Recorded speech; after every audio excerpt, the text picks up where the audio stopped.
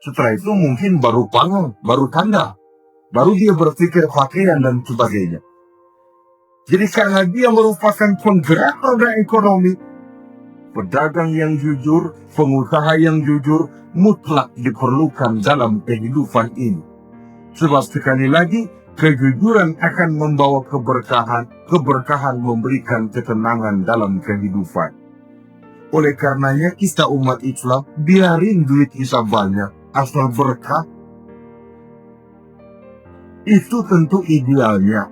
Ketimbang dikit tidak berkah, lebih baik ia banyak, ia berkah.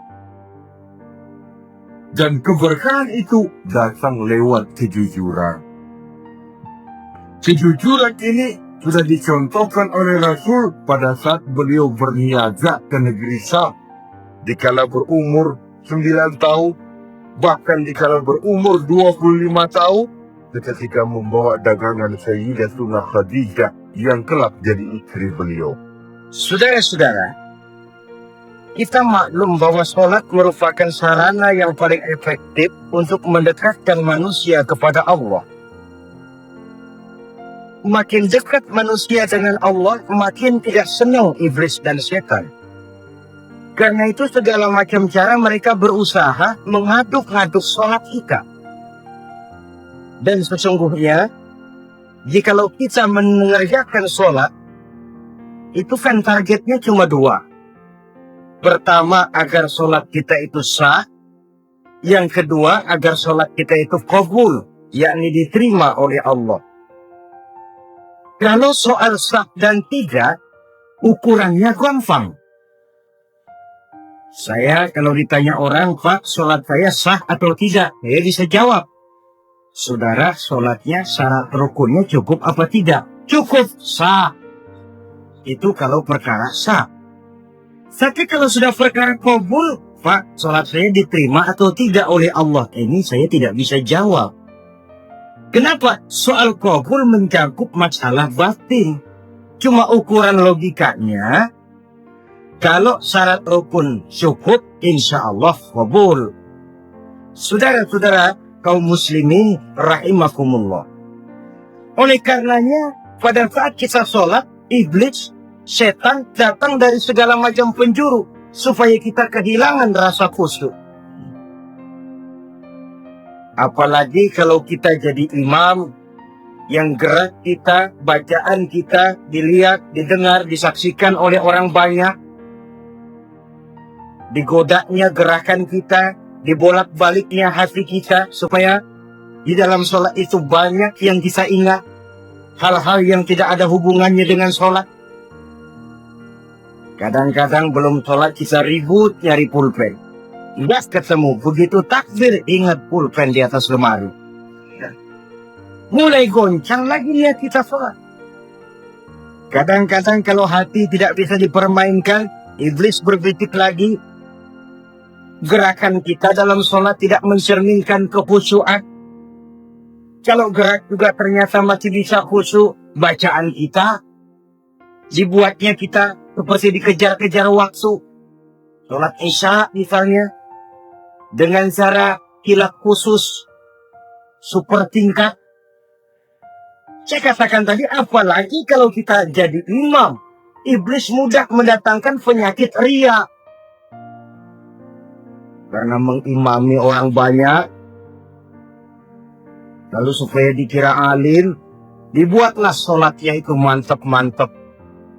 Surahnya dicari yang panjang-panjang, paling pendek sabihid sama wadduha. Tapi kalau sudah sholat sendirian, cukup inna a'tainakal kautsar sama qul huwallahu ahad. Kayaknya khusyuk bukan main. Kalau imam, bahasanya dipaseh-pasehin kayak orang 16 tahun di Mekah. Usolli fardhal maghribi wala sarokaatin. Saudara-saudara kaum muslimin yang berbahagia, oleh karena sholat merupakan sarana yang paling efektif untuk mendekatkan diri dengan Allah, maka orang yang khusyuk di dalam sholatnya merupakan musuh utama daripada iblis. Sekarang bagaimana bisa khusyuk caranya? Kalau khusyuk 100%, rasa-rasanya sulit. Untuk sampai ke arah sana, orang memerlukan tahapan. Kepada Imam Ali karramallahu wajhah, baginda Nabi pernah memberikan satu tes. Ali, saya ya Rasul, kalau kau kita sholat 2 rakaat saja dengan khusyuk, aku kasih hadiah sorban. Baik ya Rasul, sembahyang Imam Ali. 2 rakaat, selesai sholat, Assalamualaikum. Rasul bertanya, yang mana sorbannya li? Tanpa nengok, Imam Ali menjawab, yang hijau ya Rasul. Setelah menjawab yang hijau, Rasul berkata, kamu tidak khusyuk li. Kenapa? Soalnya tadi waktu sembahyang mikirin, nanti kalau ditawarin sorban pilih yang hijau aja. Tidak begitu ditanya, refleks menjawab yang mana li? Yang hijau saja ya Rasul. Oleh karena itu, menurut Al-Imam Nawawi, pada tingkatan yang paling sederhana, sudah sampai ke tingkat khusyuk, asal pada waktu takbiratul ihram ingat kepada Allah. Tapi jangan lupa, itu tangga pertama. Jangan ada fatwa begini lalu aman. Yang penting kan takbirnya ingat Tuhan, langsungnya mau kemana kek. Bukan itu. Itu pada tingkatan pertama, sudah sah dipandang khusyuk, sholatnya orang awam, asal pada waktu takbiratul ihram dia ingat kepada Allah. Tetapi harus terus berusaha agar sepanjang sholat dia ingat kepada Allah. Caranya bagaimana? Pertama, menanamkan diri bahwa pada saat kita sedang mengerjakan sholat, yang lain tidak ada kecuali Allah. Yang kedua, berusaha memahami apa yang kita baca. Sehingga pada saat kita sujud, Subhana Rabbiyal A'la wa bihamdih, terbayang kemahasucian Allah, kemahatinggian Allah. Sehingga hati tidak mengembara, mulut berucap, hati mengikuti apa yang diucapkan.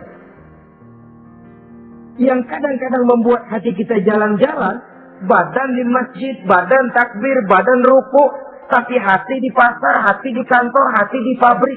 Karena yang kita ucapkan tidak berakar di hati. Yang kita baca kita nggak tahu artinya. Sangat boleh jadi hati lalu mengembara kemana-mana. Jadi untuk menopang kekhusyuan ini, cara yang paling efektif, pertama, tidak ada yang lain pada waktu kita sholat kecuali Allah. Yang kedua, berusaha memahami apa yang kita baca.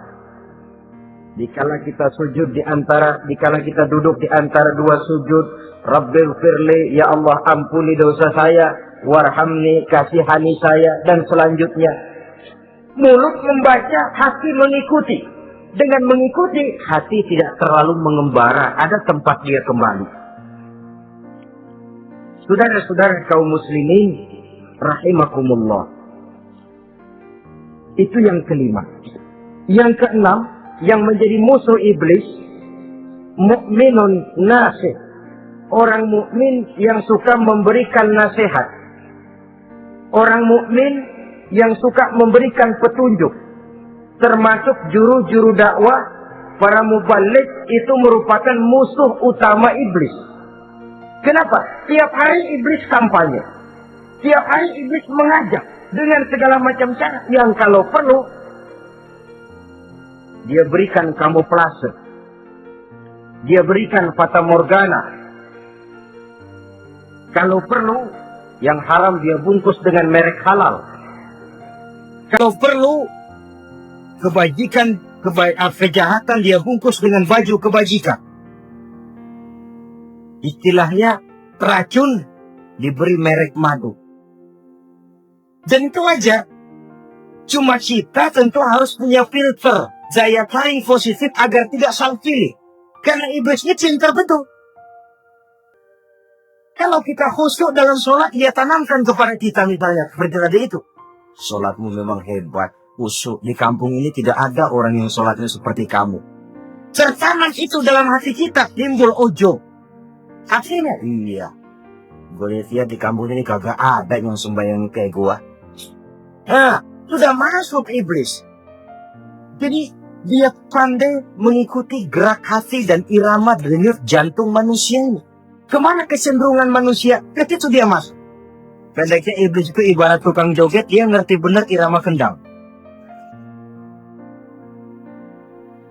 Saudara-saudara kaum muslimin rahimakumullah. Termasuk juru-juru dakwah, para mubalik, orang yang suka memberikan nasihat ini. Mereka memberikan filter kepada umat, kepada jamaah, jangan sampai salah pilih. Dan iblis menyesatkan kita supaya kita salah pilih. Satu contoh ringan. Kalau di depan saudara ada 2 buah gelas, yang segelas isinya jamu, yang segelas sirup. Kira-kira saudara minum yang mana? Jamu. Jamu apa sirup? Sirup apa jamu? Orang yang pikirannya panjang, dia pasti minum jamu. Pahit memang, getir memang, tapi besok badan sehat, tenaga kuat, gairah kerja ada, kreativitas timbul, semangat menghadapi kehidupan tumbuh. Orang mukmin, orang yang berpandangan jauh ke depan. Pandangannya panjang. Panjang kemana? Tidak cuma ke dunia, sampai juga dia memandang ke alam barzakh, ke akhirat. Sholat itu jamu, pahit. Ngaji, hadir di majelis taklim itu jamu, pahit. Sedekah, jamu, pahit. Mengeluarkan uang untuk kepentingan orang lain, enak aja minta sumbangan, datang-datang yang nyari pers keringat banding tulang gue, lu datang-datang mau minta. Yang enak ngumpulin harta, kalau wakil bin Khalid alias medit. Itu jamu.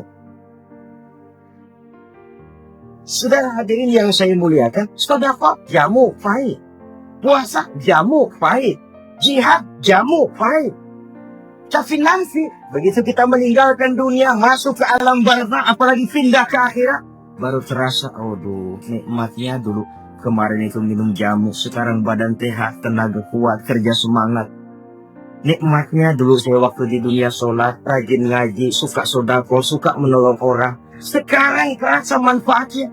Begitu saya berada di alam barzakh, apalagi sudah dibangkitkan di padang mahsyar di akhirat nanti, terasa seluruh kebajikan yang saya kerjakan.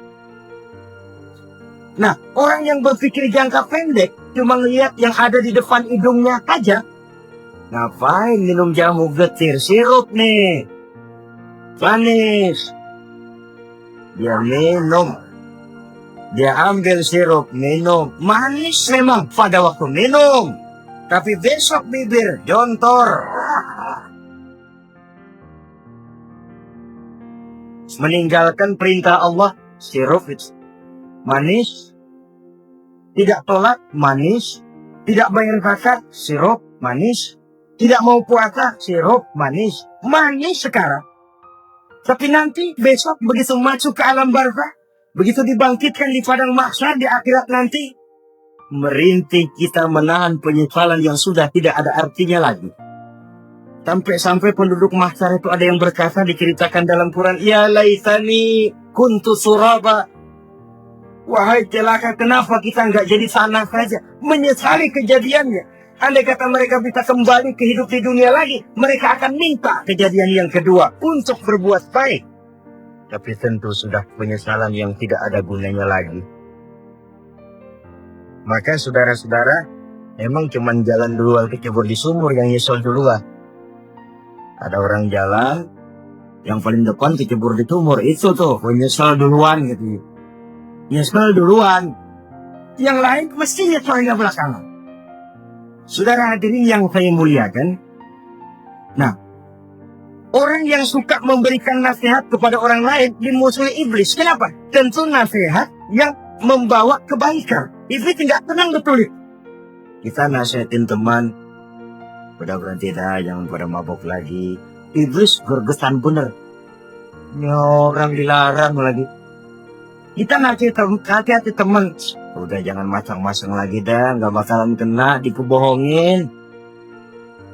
Nggak ada orang jadi kaya masang judi, bangkrut malah lo. Ini kan termasuk tipu daya iblis, judi dinamain sumbangan. Itu sama aja itu, madu, racun mereknya madu. Judi dinamain sumbangan. Belakangnya siapa yang nyumbang? Yang orang kaya lagunya.